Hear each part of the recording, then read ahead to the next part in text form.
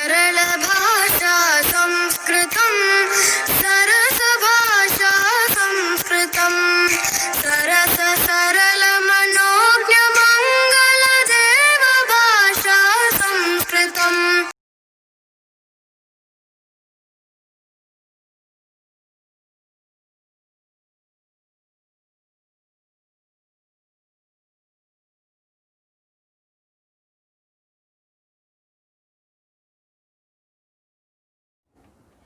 ओम श्री परमात्मने नमः। ओम श्री गुरुभ्यो नमः। ओम श्री ऋषिभ्यो नमः। सर्वेभ्यो नमो नमः। देववाणी संस्कृतम् ई गुरुकुलं प्रति भवतां सर्वेषां हार्दं स्वागतम्। मित्राणि, अद्य वयं रचनानुवादकौमुद्याः 45तमां कक्षां पठिष्यामः। अपि च एकादशस्य अभ्यासस्य प्रथमं खंडं पठिष्यामः। 11वें अभ्यास के प्रथम खंड को पढ़ेंगे। आइए अब हम 11वें अभ्यास को पढ़ते हैं। यह अभ्यास भी चतुर्थी विभक्ति के नियमों का ही व्याख्यान करता है, नियमों को ही बतलाता है। सर्वप्रथम हम इसका शब्दकोश पढ़ते हैं। क ब्राह्मणः ब्राह्मण, क्षत्रियः क्षत्रिय, वैश्यः वैश्य, शूद्रः शूद्र, वर्णः वर्ण, मोक्षः मोक्ष मुक्ति लिबरेशन, मूर्खः मूर्ख चोरः चोर, अश्वः घोड़ा, मोदकं लड्डू, पापम पाप। ये आपके शब्द हुए, इनको स्मरण करना है। अब ख विभाग में देखते हैं रूट्स को। क्रुद्ध क्रोध करना, कुप क्रोध करना, द्रोह द्रोह करना, ईर्ष्य ईर्ष्या करना, असूय बुराई निकालना, धारी धारण करना, किसी का ऋणी होना, अथवा दोनों अर्थ हैं। स्पृह चाहना, निवेदी कहना अथवा निवेदन करना, उपदिश उपदेश देना, भज सेवा या भजन करना, सेवा करना अथवा भजन करना जी। क्रंद रोना, रुच अच्छा लगना अथवा चमकना, दो अर्थ हैं इसके। तो ये धातुएं हैं, आज अधिक धातुएं हैं पर याद करनी है। ये धातुएं सभी हमारे संभाषण में अधिक प्रयोग होती हैं, इसलिए आपको सबको याद करना है। अब आइएगा ग विभाग में अव्ययों को देखते हैं। अर्थम माने के लिए और कृते मीन्स लिए, दोनों के अर्थ हैं, इनके रूप नहीं चलते हैं। राइट, तो ये शब्दकोश हुआ। अब आगे देखते हैं सूचना। ब्राह्मण से अश्व तक के जितने भी शब्द हैं उनके रूप चलेंगे रामवत, राम के समान सरल हैं। सबका आपको अभ्यास करना है नोटबुक पर लिख करके, ठीक है। मोदक से लेकर के पाप तक के शब्दों के रूप चलेंगे गृहवत। ये नपुंसकलिंग है इसलिए गृह के समान चलेंगे, सरल है। अब आगे देखिएगा व्याकरण। इसमें व्याकरण पाठ क्या है ये देखते हैं। सर्वनाम नपुंसक लिंग चतुर्थी अयादि संधि, इसमें ये बातें आएंगी। एक तो सर्वनाम नपुंसक लिंग, जो नपुंसक लिंग में सर्वनाम होते हैं वो, और चतुर्थी विभक्ति के कुछ नियम बताए जाएंगे, और आपको अयादि संधि एक बतलाई जाएगी। आइएगा आगे देखते नंबर 1। सर्व के नपुंसक लिंग के पूरे रूप स्मरण करो। तो हम आपको सरल तरीका बतला देते हैं, एक बार रूप भी दिखला देते हैं, परंतु तरीका बतला देते हैं। आपको क्या करना है, सर्व शब्द के पुल्लिंग और नपुंसक लिंग में समान रूप होते हैं, केवल प्रथमा विभक्ति और द्वितीय विभक्ति में अलग होते हैं। अब आप देखिएगा, दोनों का रूप देखिएगा, ये पुल्लिंग के हैं और वो नपुंसक लिंग के हैं, ठीक है।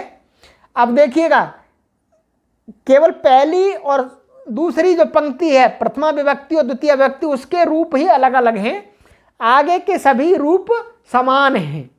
इसलिए क्या हुआ, आपको ऊपर के 2 रूप याद करने हैं, छुट्टी, सारे याद हो गए, आपको सारे याद हो गए, कोई परेशानी नहीं है, आपको नहीं याद करना, ये तरीका बता दिया मैंने आपको, कोई परेशानी है ही नहीं।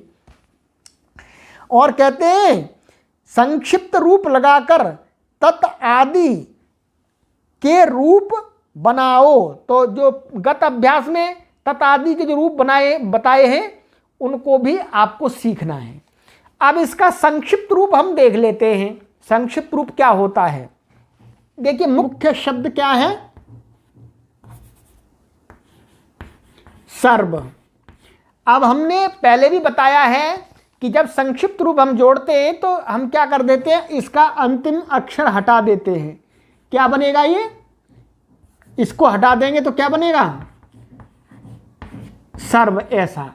और इसमें हम संक्षिप्त रूप जोड़ते जाएंगे, प्लस लगा दिया ये मैंने, संक्षिप्त रूप। अब आप संक्षिप्त रूप देखिएगा कि इनको जोड़ते जाना है आपको। जैसे आह, औ, ए, अम, औ, आन, एन, आभ्याम, ऐः, अस्मै, आभ्याम, एभ्यः, अस्मात्, आभ्याम, एभ्यः, अस्य, अयोः, एषाम्, अस्मिन्, अयोः, एषु। ये पुल्लिंग का दिखा दिया, ये पहले भी बता दिया मैंने। अब हम नपुंसक लिंग का देखते हैं संक्षिप्त रूप। नपुंसक लिंग का मैंने आपको बतला दिया कि केवल प्रथमा और द्वितीय में ही चेंज होता है। तो नपुंसक लिंग का प्रथमा और द्वितीय का देख लीजिएगा और सभी पुल्लिंग के समान लगा दीजिएगा। तो देखिएगा क्या होता है नपुंसक लिंग में संक्षिप्त रूप, अम, ए, आनी, अम, ए, आनी, ठीक है। तो अब जो आनी है तो वो आपको देखना है, यदि शब्द के अंदर र और श है, उससे उत्तर है, तो आनी को क्या हो जाएगा, आणी, ऐसा हो जाएगा। तो इसलिए सर्व शब्द है, इसमें र है, इसलिए इसका क्या बनता है, सर्वाणी। तो ये आपको मैंने सर्व शब्द के विषय में रूप बनाने का एक तरीका बतला दिया कपिल देव द्विवेदी जी महाराज जी के अनुसार। अब हम आगे देखते हैं। अब इसी प्रकार से आपको इन जो तत् आदि शब्द हैं उनके सबके रूप नोटबुक पर लिखने हैं, अभ्यास करना है। सूचना, सर्व आदि के तृतीया से सप्तमी तक पुल्लिंग के तुल्य रूप होंगे। प्रथमा द्वितीया में अम, ए, आनी लगेगा। तत् आदि के प्रथमा द्वितीया एक वचन में ये रूप होते हैं। तो ये बात तो मैंने आपको बतला दी कि सर्व आदि में नपुंसक लिंग में प्रथमा द्वितीय में ये बनता है। अब आगे विशेष बात है कि जो तत्, यत्, एतत्, किम, अन्यत, इतरत, इसमें नहीं जुड़ता ये संक्षिप्त रूप।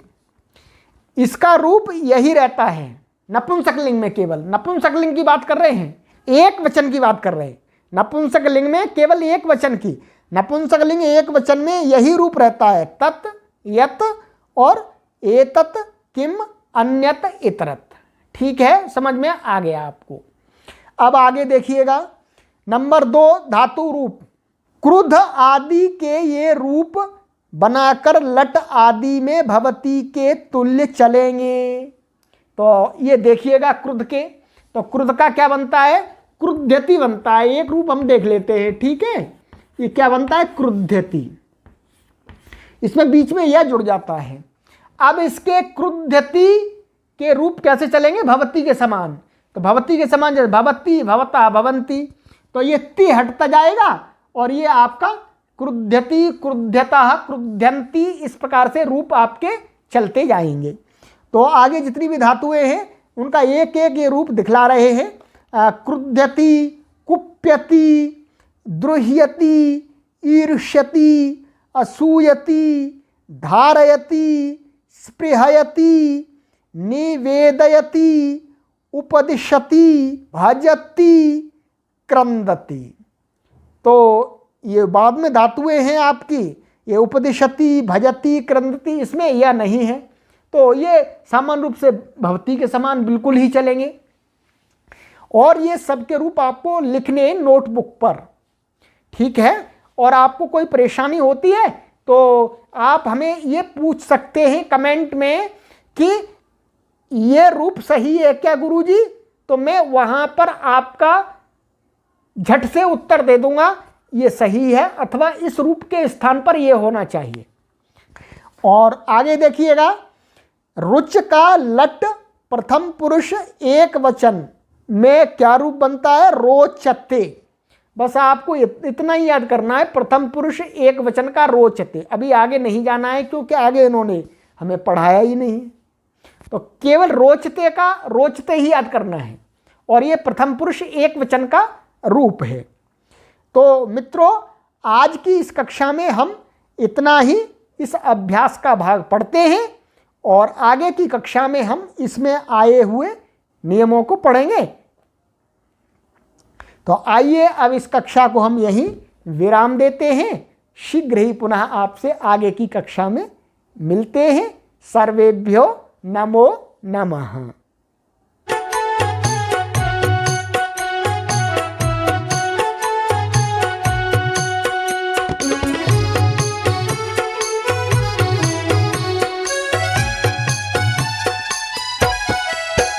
सरल भाषा संस्कृतं, सरस भाषा संस्कृतं,